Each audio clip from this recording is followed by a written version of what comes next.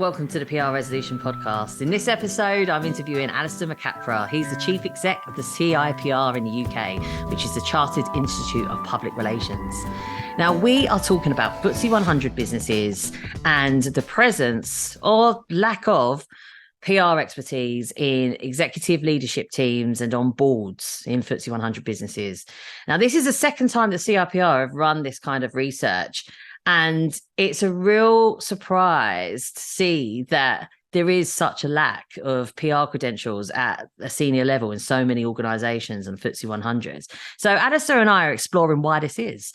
So right from reputation management being viewed as a when it happens scenario rather than that pre-planning, and also the senior opinions of the financial value of public relations, does that have an effect? Alastair shares and digs into some examples of what can actually happen when senior people in organisations aren't thinking about reputation management and how it can have a huge effect financially on a business. We talk about building trust amongst the public and why it's absolutely key that a board of a business is involved in thinking about that for it to truly work. Alastair digs into the detail about what PR teams you guys can do right now to start raising awareness about corporate reputation from any level you're speaking to and pushing that right up the ladder to that senior level. So hopefully together we can change this and start to have more PR representation on board level of these leading businesses. So without further ado, here's Alastair. Alastair, thank you so much for joining me. Thank you for having me. It's lovely to finally meet you in person as well. Yeah, it's great to be with you. Thank you. So, really want to talk about the recent research that CIPR have carried out with FTSE 100 companies and the leadership boards and the lack of PR presence. Can you talk us through that? Sure. I mean, in a way, it's not a great surprise. We did this same research last year. There's been a very slight improvement.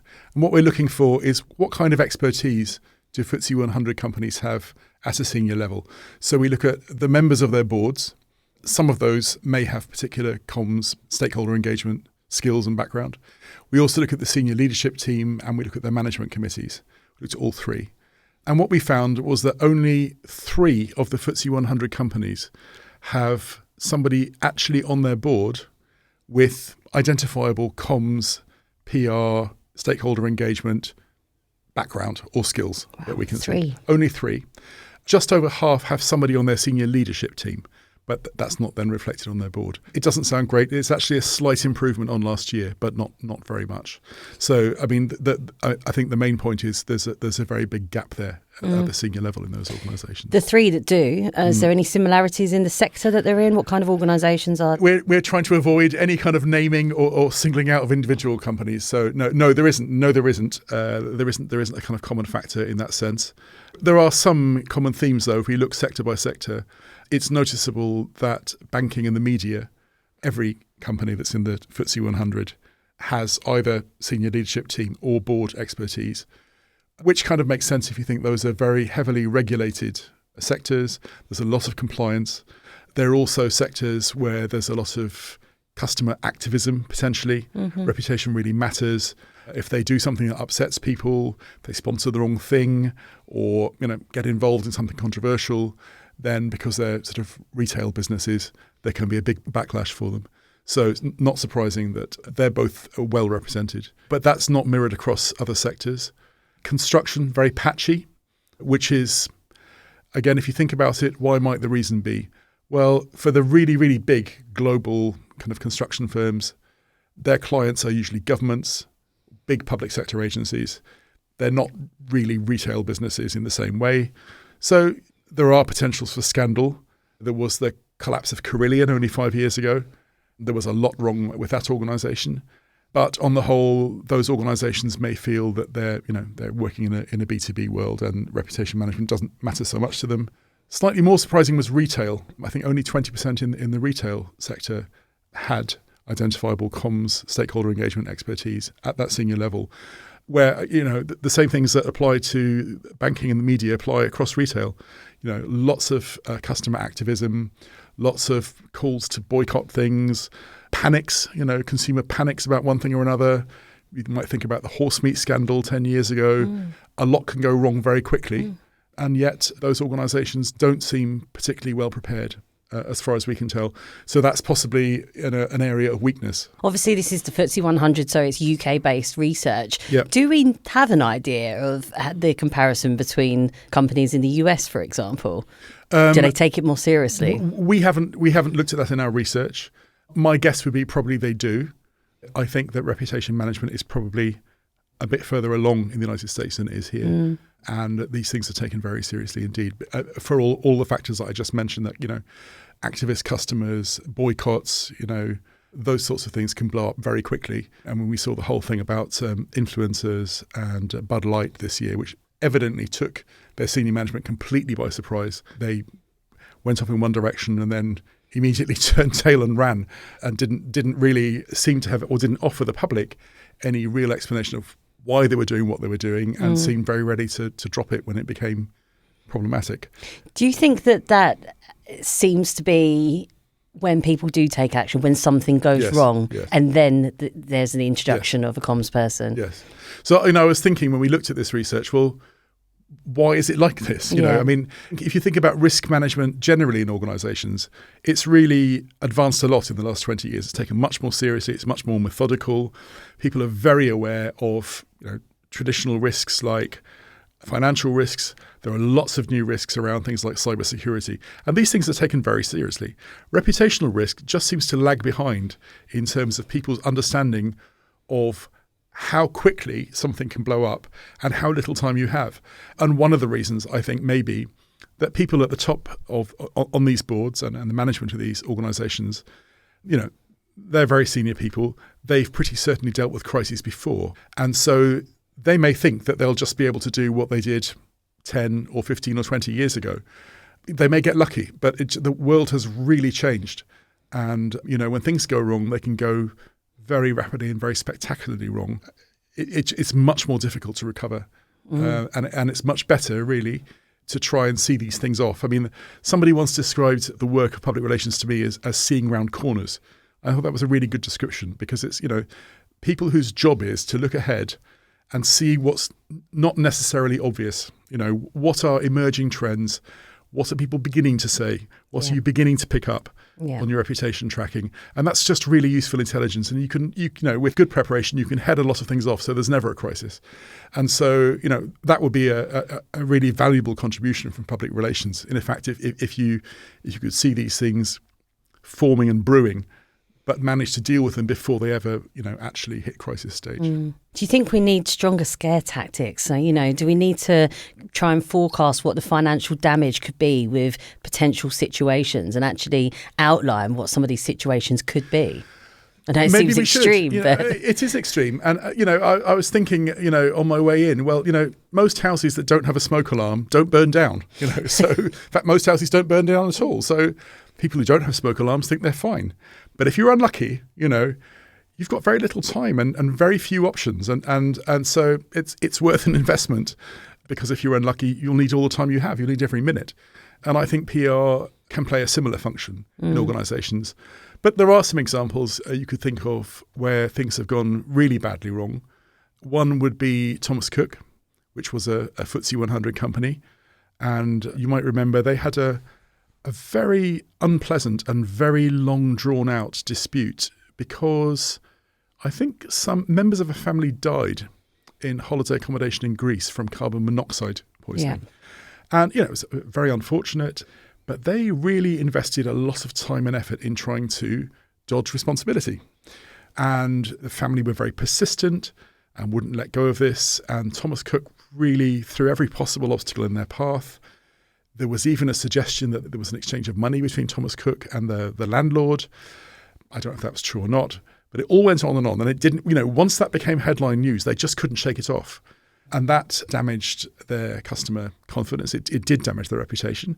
It's an extremely competitive business. So they were working on really tight margins anyway.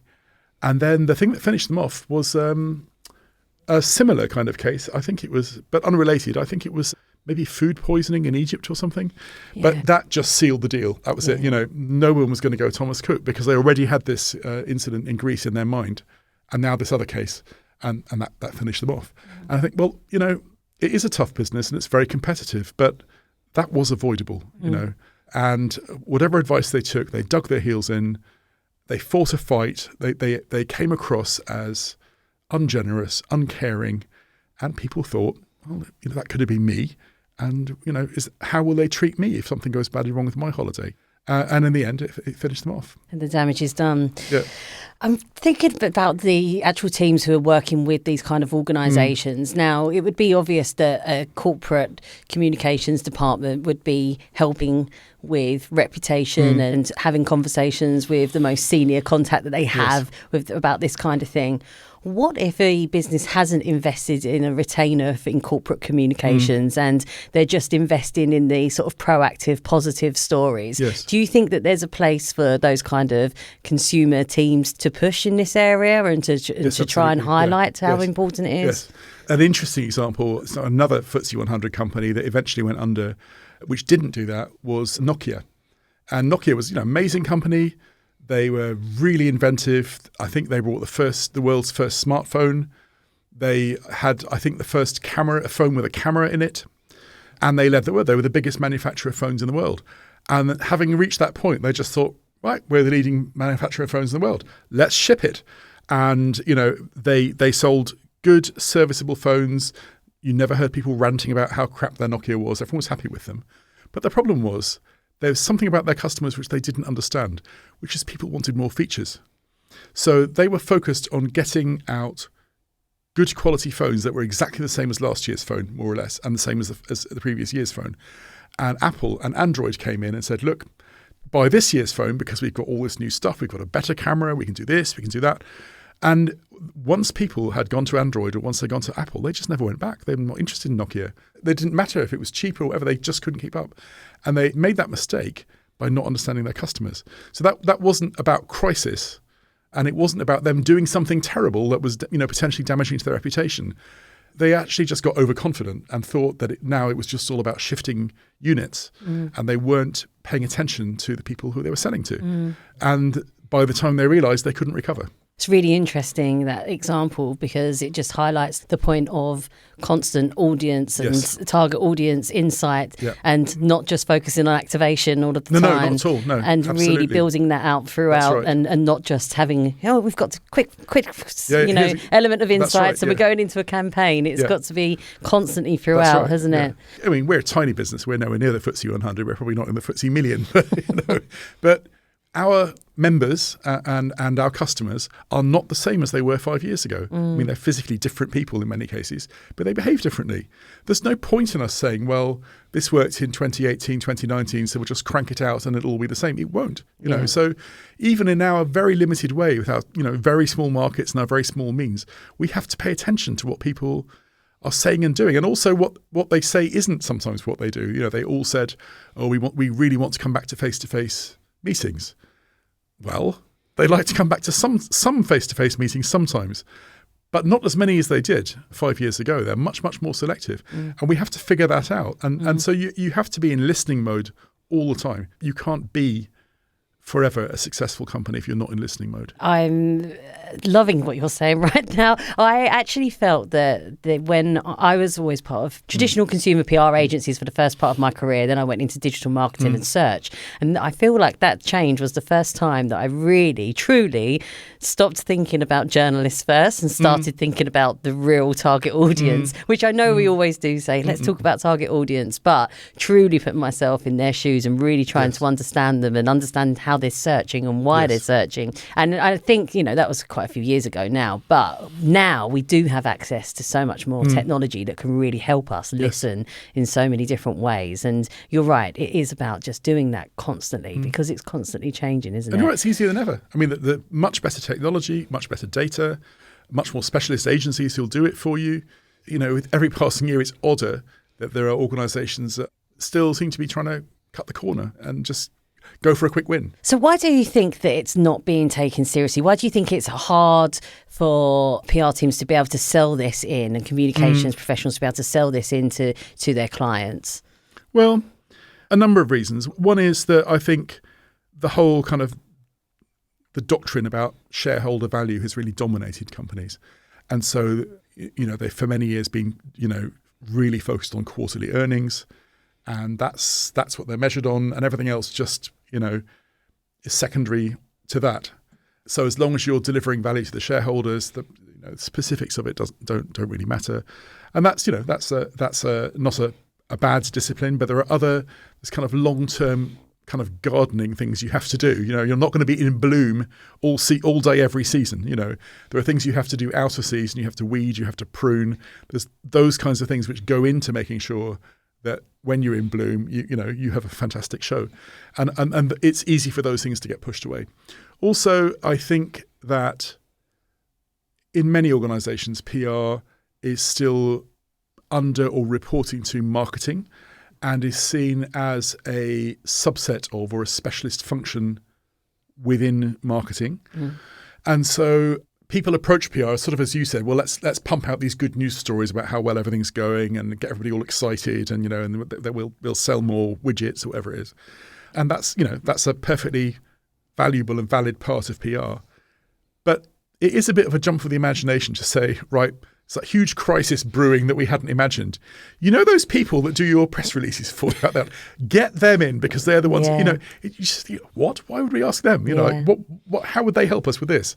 So I think PR is not very good at doing its own PR. And I think most organizations retain or hire PR people for very specific sales-related functions in many cases. And they're not, they don't really think that those people are the people who can help them with a wider set of problems. This podcast is brought to you by Coverage Book, the tool that creates beautifully designed reports with credible metrics you can be proud of. Head to coveragebook.com for your free trial. Also, because there will be an element of data and research to back this up, to sell this in as well. It just reminded me of a project, again, when it got presented to the marketing agency rather than the PR agency. Yep. So this is quite an interesting one.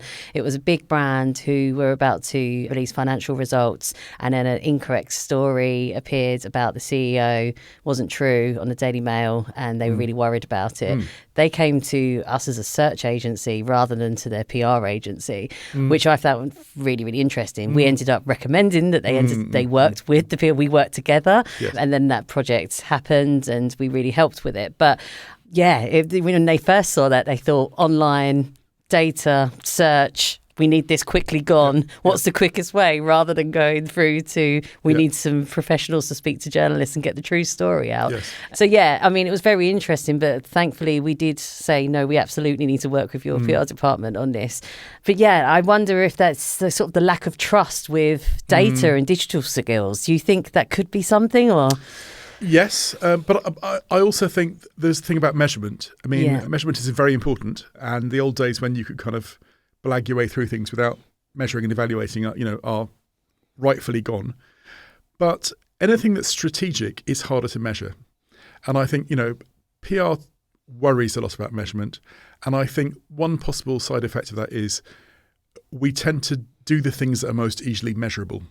And that is very often related to sales. It's related to campaigns. It's got a definite beginning, definite amount of money, a definite outcome you're looking for. You can say whether you achieved it or not. Strategic things are hard to measure, not just for PR. There are all sorts of people who will be giving advice to boards on strategic questions, lawyers, risk managers, others.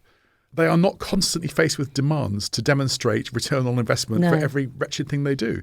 And somehow PR people are expected to do this. It's like, well, Go ask your lawyer, what have they added to your bottom line this week? Like public relations, sometimes they can answer. They can say, well, I helped you negotiate this contract that was worth, X million or billion. Sometimes you can do that. But a lot of the time, they're just keeping their eye open. They're looking at everything methodically and saying, that's not right, or this is an area of risk, or don't go into business with these people. And that sort of, looking around corners, thinking ahead, heading things off, making sure that things don't escalate. Those are valuable things, but they're not easily quantifiable things. And so I think sometimes, we're not so comfortable with those things. And also, I also have to admit that this kind of strategic thinking and strategic advising is not for everybody. It's predominantly for very experienced people. And a lot of PR professionals themselves would not feel comfortable in that space offering that kind of advice. So, part of our job at the CIPR is to help people develop themselves so that they are in that position. So that there may be a sense in which at a certain level you just run out of PR people and you have to go to lawyers or somebody else because there isn't anybody with a PR background who can think in that way and has the confidence and the wherewithal and the experience to give you that advice. So that's part of our job is to make sure that there are in future. I mean, we're talking about some of the examples have been quite substantial examples and the ones that can take down a business. Yes. But there are many levels of crisis and reputation damaging situations. So it is, you've just said, it's really important for PR people who may be more focused on the nice positive news stories to have an element of skills. Yeah. Do you think that if they feel confident in just even a lower level of confidence around reputation and crisis, they can at least have better conversations with more senior people? Well, I mean, the things that we're talking about, I mean, our research at the CIPR focuses on the FTSE 100, but these companies aren't unique. In fact, they're probably more bomb-proof than most other companies. Yeah. They're already enormously successful. They've got a lot going for them. Most PR professionals, most of our members, would be working with smaller organisations who are therefore working with a higher level of risk. They've got less money in the bank. They've got a smaller number of customers. It doesn't take that much to go wrong for them to be in serious trouble. So all kinds of disruption, whether that's to do with recently Brexit or COVID, supply chain problems, sudden spikes in inflation, all of these things are problems in the business which are going to have an impact on your stakeholders. And you don't have to be advising at FTSE 100 level to think about those things. And if you're not thinking about those things and you're not able to offer some useful advice and you're not thinking about how can I collect data and how do I bring forward evidence that actually customers are thinking differently about this than what they were thinking last year, then you're not really doing your clients a service. And there's a big opportunity there for you to move into that kind of space if it's not what you're doing now. And there's definitely elements of that could be involved in all sorts of campaigns, even if your brief was to announce a new product or something, and it is all a lovely campaign, lots of great activation, positive stories, but should people actually be looking at what could go wrong How here? could this go wrong? Yeah. How might this not land the way we thought? Are we timing it right? I mean, PR people think about these things all the time. But all that kind of stuff, that's, I think, for most people, second nature. What could possibly go wrong and how do we stop that happening? And what will we do if, we're planning some big launch event? It used to be in recent years, and the Queen dies, For the last few years, for our big awards events, we think, what are we going to do? How will we respond if that happens at that time? So all of these things are really important, and you can't. I think there is a lot of pressure from the client who's like, we need this, we need it now, rush, bang, bang, bang, whack it out onto the next thing. And I think one of the challenges for a lot of PR people is they don't really have much time to reflect or gather their thoughts, or even have a second. You're under pressure to come up with an answer. You come up with an answer. Next day you may think, maybe that wasn't the best thing, but now you're committed, So we've got to give ourselves space and permission as far as we can to say, actually, on second thoughts, don't think you should do that. I think you should do this instead, and not see that as being unprofessional, or making a fool of yourself. I think reasonable clients would understand that's a good thing. There's some constraints around budgets at the moment. Budgets are reducing. So what if a client says, I really just want you to only focus on the launch of this product. I don't want you to be thinking about anything else. What advice would you give to a PR team if a client is saying that and their budgets are very tight? I can think of an actual example where one of my members was contacted by a large trade association. And they said, the world doesn't know enough about our stuff, and we want a big stunt. And she said, well, I don't think a stunt's really going to help you. You need to why you need to understand about people. Why is it they're not paying attention to this? You're doing all these big exciting things. Why is it not cutting through? You should do a bit of research and then have a think about what. And it might be this, it might be that, but it's really it's not going to be a launch, some big stunt kind of thing. No. The board's decided we want a stunt. And after some conversation, she just thought this is pointless. Because if I spend their money and deliver what they've asked for, I know it's not going to work.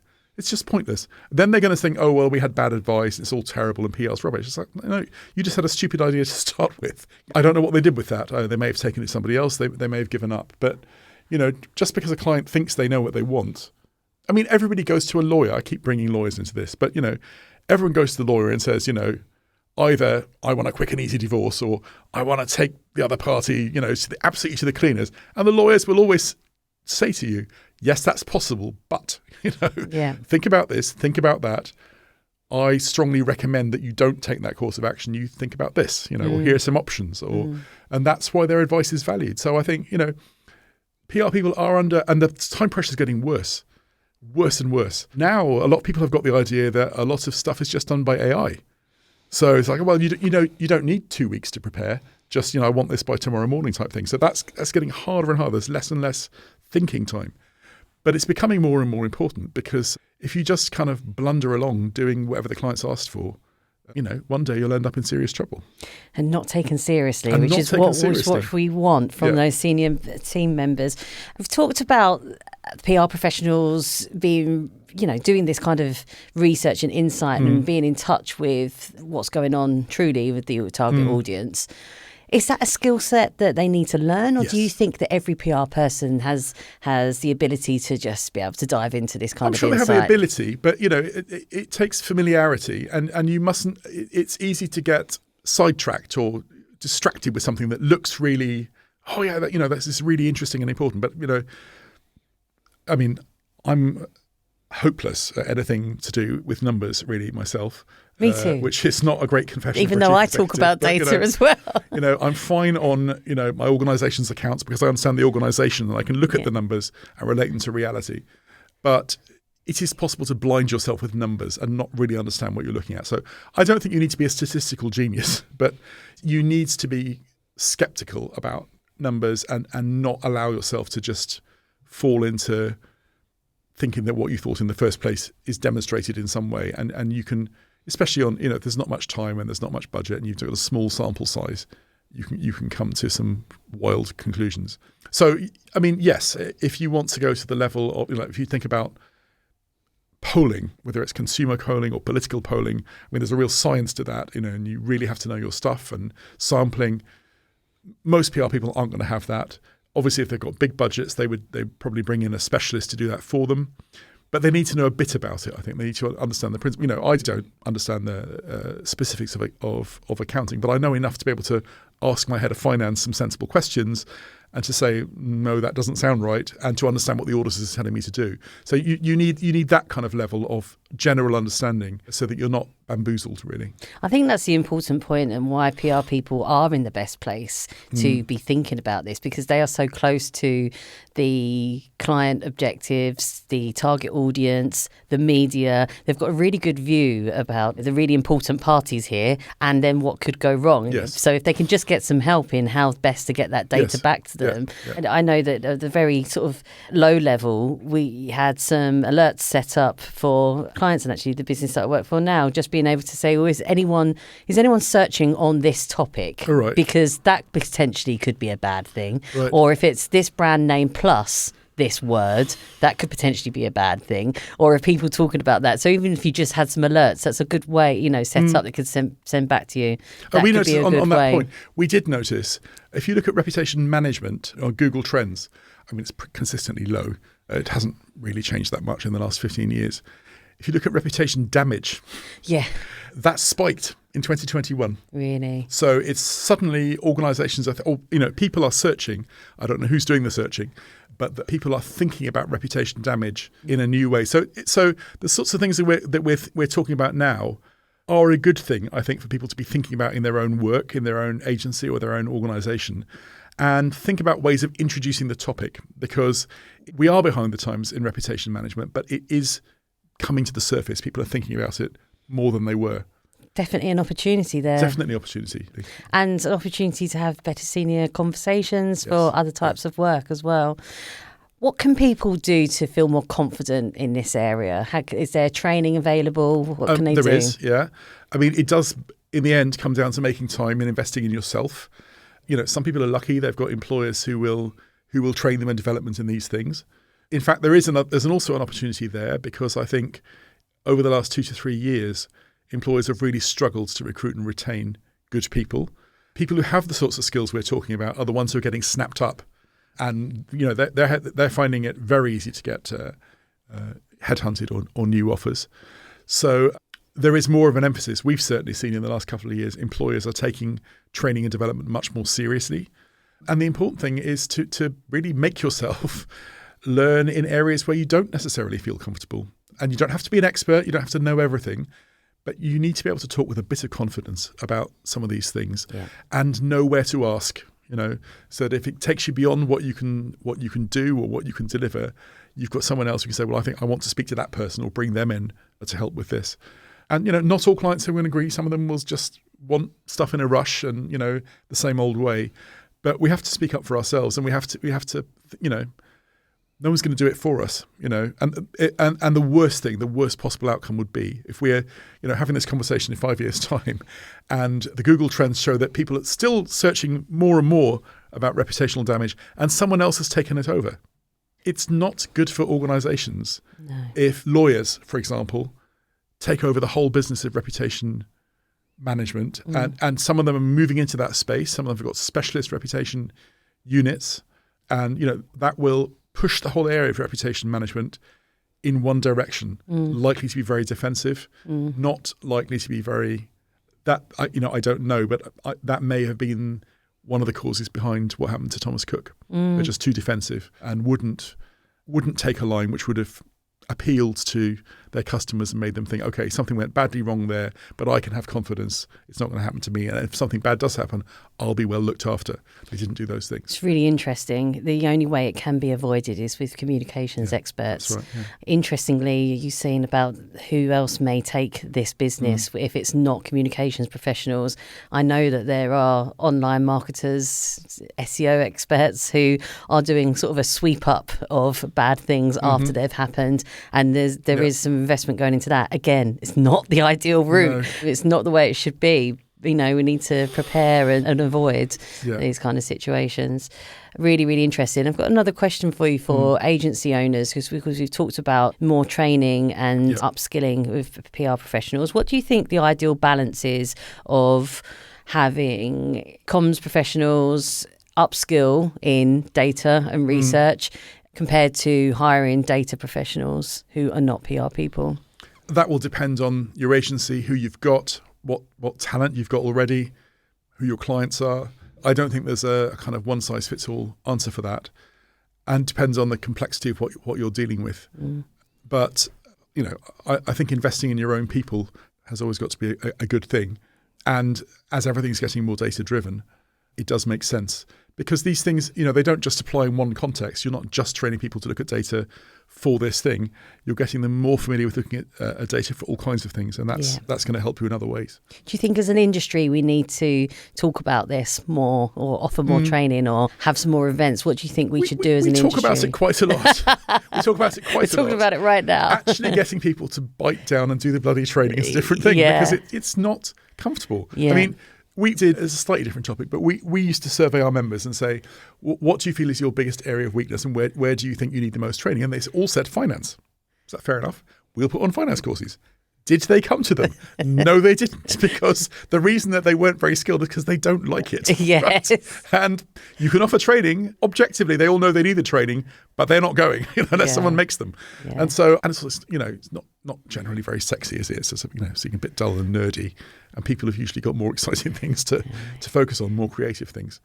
And we don't want to just become, data bots churning out answers because that's what the spreadsheet says. But I don't think you can really escape this kind of understanding and skill and also ability to talk about it with others. It's not just what you know. It's like you've got to talk to a client about this, and you've got to come across as having something sensible to say about it, and that you're not just reading 3 lines ahead of them, because they've probably got some knowledge about these things as well. So there's a lot to do there, but it's all doable.